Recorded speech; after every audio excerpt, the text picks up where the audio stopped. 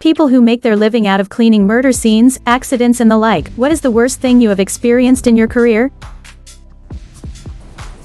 I'm not a crime scene cleaner, but we used to transport coroner cases as part of our job. The elderly man who blew his head off with a shotgun in a third-story attic in the summer was rough. He'd been there a few weeks. We could smell him when we got out of the truck at the street. Blood spatter covered every inch of the walls in that room, as did the flies. Had to scrape some dried brain off the floor into a container for the coroner. When I went to roll him into a body bag, his bloated, slimy greenish-blue skin slipped off of him and I was left holding a large sheet of it with both hands. The worst part was his wife had passed a few weeks before. They had been one of those married for 60 years, inseparable couples. He just couldn't take it. That broke my heart. Other guys were puking. I cried silently. I spent some time with the coroner to shadow for school. They were showing me different cases and going over them, pictures included. The one that seemed to emotionally bother this particular guy the most was a scene where a father was coming home and pulling into the driveway. His daughter, 3 years old, was running to greet him and he didn't see her and ended up running over her head. The pictures were heartbreaking enough. I can't imagine what the dad went through when he saw her like that.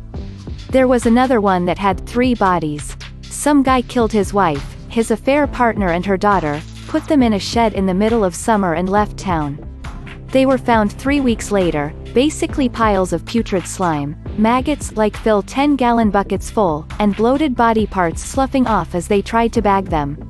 The murderer had a pilot's license and has never been caught. The decomp room smelled for months after that. Not me personally, but my dad used to be an EMT, firefighter. In the late 80s, he got a call about a horrid smell coming from the neighbor's house of the person calling. It knowing what it was, EMT, firefighter, and police were dispatched. They found the house was owned by a single old lady who died in her living room chair. Not too bad, right? Wrong. The chair was an old leather recliner and as she was decomposing she melted and fused with the leather chair. When the EMTs got there they had to remove her from the house, and when they tried to pull her off, her back skin, arms and lower body separated from the rest of her body and remained attached to the chair. Decomposing flesh, blood and organs fell out and all over the char and floor. People were vomiting every 10 seconds and couldn't stand to be inside longer than a few minutes. My dad describes the smell and scene as the worst thing he has ever seen. Her body was so decomposed she was basically liquid inside with a fragile shell. He had to leave and grab a full respirator from the fire truck, and even then it didn't do jack beat. The others took turns going in to retrieve the pieces so they can be disposed of. When they were finished they burned the chair in the front yard. A family friend was a first responder to a scene where a young woman committed suicide by running onto a busy highway at night. A semi-truck hit her and essentially her body exploded. He described the scene of just picking up pieces scattered across the road and the shoulder. Edit, this got more attention than expected. The poor driver of the truck thought he'd hit a deer, and didn't know it was a person until he saw the tattered clothing on the road. This happened probably 12 years ago. The story stuck with me because of how cavalier he spoke about it. Sadly, this wasn't the worst call he'd ever had, and there were a few he refused to speak about. Working for a tow truck driver that get the calls after crashes. The worst one for me was a family of 6 coming back with over 10 pizzas for a baseball team. It was a head-on with a tractor trailer, 18-wheeler. The ambulance took the bodies away, of course. Everyone died but one little guy. There was so much blood and vomit, diapers, toy dolls covered in blood. The pizza was everywhere inside of the car, like 2 inches thick on everything and all over the road. There were so many backpacks and things just covered in pizza blood, it is hard to even describe it to this day. It was oozing out all over the road and was like an exploded pizza pocket. Everyone that was waiting in the traffic jam looked horrified. I work in disaster cleanup, including biohazard scenes. Sadly, it's only gotten worse since the Rona. Suicides have spiked. Murder is up. Old folks dying at home alone and people not realizing for longer because they don't want to give grandma and grandpa the virus. You would think they'd still pick up the phone and call? They are all awful. From the man who murdered his mom with a weight, to the man who shot himself in the head then walked all around the house bleeding everywhere, to the man who shot himself and we had to scrub blood off the baby bassinet, to the old man who died in a senior independent living facility who had no furniture and just a sleeping bag on the ground with garbage and stains everywhere. He wasn't found for some time. That one really bothered me a lot. Seeing someone who lived in those conditions and no one knew or maybe didn't care or they didn't realize he was gone until the odor got too bad. I posted this on another thread, so just copy and pasted it, but this was one that I had to do clean up after a murder. It was a rehab house for ex-cons, 4-bedroom house with communal bathroom and kitchen. Sunday morning and Guy A is in his room listening to music pretty loud. Guy B is in the kitchen cooking his breakfast. B knocks on A's door and tells him to turn it down. There's a small argument and B returns to his breakfast and A turns his music up. So B grabs the biggest knife in the kitchen, kicks in A's door and stabs him through his left shoulder, entering by his collarbone. A runs out of his room, across the landing, down the stairs, out the front door, back inside, back up the stairs and collapses on the landing. When I got there it was like a scene from a movie. Walls and ceilings, everywhere A had been were caked with blood. Apparently after B stabbed him, he returned to cooking his breakfast. There was a half-eaten breakfast in the kitchen when I got there. I work in the I was told by someone that works for a funeral home that they had to go get a girl that had overdosed and passed away. They said she had her breasts augmented and was pregnant. Turns out she overdosed while taking a bath and had decomposed enough that her breast implants and the fetus were floating around in the water. Then I clocked out and had lunch. I had a great uncle who helped clean up the bodies left behind by Hurricane Audrey in 1957, and he said that the smell persisted in his nose for weeks after. It got so bad that he went to the doctor to see if they could do anything, and they clipped all of his nose hairs and the smell went away.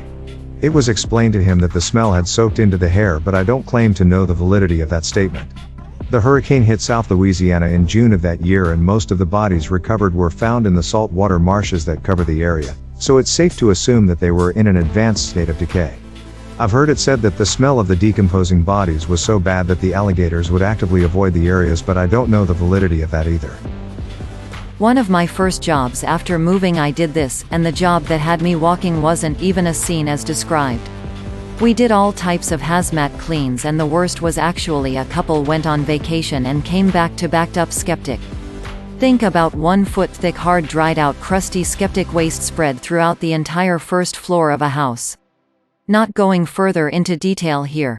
Was nasty. Septic, not skeptic. On break and mobile, so yeah. Cop. Was first on scene to a pretty bad suicide. Midday, parking lot, guy smashes an entire handle of vodka sitting alone in his car. Proceeds to take out a box cutter and cut from his shoulder to his wrist, but real deep. Then proceeded to slash deep into his neck from side to side. I just happened to be patrolling through the area and I saw a couple people running up to him. Right after he did it, he popped his car door open and slumped onto the ground. He was still alive, and I immediately called for an ambulance. I started tourniqueting his arm, but I knew it was just for show for the bystanders. The amount of blood on the ground meant that there was no saving him. He made a lot of sound, but nothing after a few seconds. He officially coded in the back of the ambulance. Only other bad one that stuck with me was showing up second to a body that was pulled out of the river after 3 days. Guy was a bridge jumper and washed up on the shore with his eyes eaten out and completely bloated. I had to sit next to the body for hours out in the summer heat waiting for the medical examiner. Bonus edit, hot July, there's a car parked on the backside of a Walmart tucked in the corner of the lot. Young male 20 years/O died inside the car. He pretty much baked inside for about 4 days before anyone thought to check on the vehicle. I never got the story on how exactly he died, but I do remember he wasn't from the area. He was ID'd, and his parents from a few states over were contacted. On the day his parents came, I was tasked with escorting them to the medical examiner's office. Then me unzipped the bag in front of them, and even in that cold room, the pungent smell slammed me. The mother covered her face with both hands and immediately started crying. Then I watched in disbelief as she leaned in and kissed his face. I can never imagine the horror of having to ID your child, but the image of her kissing that decayed body will never leave my mind. Not in cleanup, but I have a friend who is a paramedic, and he said the only call that ever really got to him was a call for a large overweight woman who had a fecal impaction who was they found laying on the floor naked and puking up beep. I'm so terrified of bothering anyone that as I read all of these I kept thinking stupid things like I hope when I die I turn the AC up really high so I don't turn too much into goo for other people to clean up. My brother's friend was a paramedic and quit his job after seeing this. It was the last straw and he couldn't do it anymore. Some horrible person left their baby and dog in a parked car to go shopping. It was hot. They both died, but the dog panicked and chewed up the baby's face. Sorry for the image. Teen girl had to be pieced back together. Steering column went through her chest like a straw through a slice of cheese. Had to put the hamburgered heart back together. My ex was a funeral director. The two that stick out semi who turned in front of a crotch rocket. He said even with the helmet on, the guy's head just exploded. He said you try to pick up the big parts, but you are mostly shoveling goo into garbage bags. Not a murder but, the old man who had a heart attack outside by the campfire, alone. No one checked on him for so long, by time they found him, everything but his one foot was completely burned up. Fun bonus story, he had keys to the cemetery and would take me to the crematorium at night. The tour was weird. He showed me a bucket full of the metal parts left after a cremation, hip, knee replacements, etc. and he made me stand to the side while he opened the oven to see if they were done, and you don't wanna see this, he just opened it a couple inches, was like nope, needs more time, like he was checking a beef pizza. He was beef weird. Edit, thanks friends. Sorry for my Canadian slang. Semi-18-wheeler hauling goods. Crotch rocket, those plastic-looking motorcycles you ride hunched over that go really fast. One that stuck with me was a suicide in a bathtub. We couldn't drain the tub, so had to use a coagulant then scoop up the bloody mess into biohazard bags. Same for the toilet. Another was a suicide by gun in a basement full of boxes, which was a nightmare to clean as even the smallest bit of flesh had to be found and cleaned up. The smell of the smallest piece of flesh meant the job wasn't done until it was found. One scene, the cops thought it would be helpful to put newspaper on top of the leftover melted body oils which dried to the floors, and was terrible to clean up. Sad cleaning up these things when family is in the other room as well. Not working the job anymore, but definitely gave me an appreciation for the hard work biohazard cleanup crews do. Mostly on call as well, so you never know how long you will be away from home. Edit, another one that wasn't as gross but felt straight out of a horror movie. Trailer where the person had squished what had to be thousands of pantry moths onto every wall. Living in pure filth. Had to have had a mental condition, just really sad. I'm a first responder. A few days ago I had a bad one, not the worst or the grossest, but it was rough. I had a wellness check in a at-risk community apartment building. There was a younger lady, terminally ill, living on her own. Her son was calling for our help in getting in contact with her. I spoke with security and they had a key to her place. I made entry into a dark apartment. I was navigating by flashlight. I wasn't expecting to find anyone because her neighbors told me she was in the hospital. The bathroom was covered in bodily fluids that had solidified. I found more dried human waste on the floor leading to the bedroom. I found the female on the floor in the kitchen sitting up in the dark with my flashlight. Honestly, it was something out of a horror film. I felt so horrible for her, dying alone in her pajamas, so ill. Her head was slumped down with fluids that had dripped out of her and solidified, almost frozen like icicles. She had been dead for a few days. That image of seeing her has just stuck with me. The loneliness of the deceased situation is what makes this so horrible to me. No one deserves to die like that. Thanks for letting me vent. Edit, I didn't expect this to blow up. I'm incredibly grateful for the messages and the replies. I hope you're all staying safe and healthy. When I was a bartender, a couple of clients told me the worst part about the job is cleaning melted bodies. I don't know the science behind that, but from what I understand is if a body stays for a while in a certain condition of temperature and humidity, it melts. And those guys have to remove that person's remains in buckets. Friend of mine does this. His worst was an elderly woman who died in a bath. Skin falls off like long cooked meat. So he just saw piles of skin, flesh. Goddamn, just writing this makes me gag. I wonder if ants go around asking each other about the time a kid burned their buddy with a magnifying glass. May your day be filled with joy and happiness. And please remember to like, share, and subscribe for more quality content every day.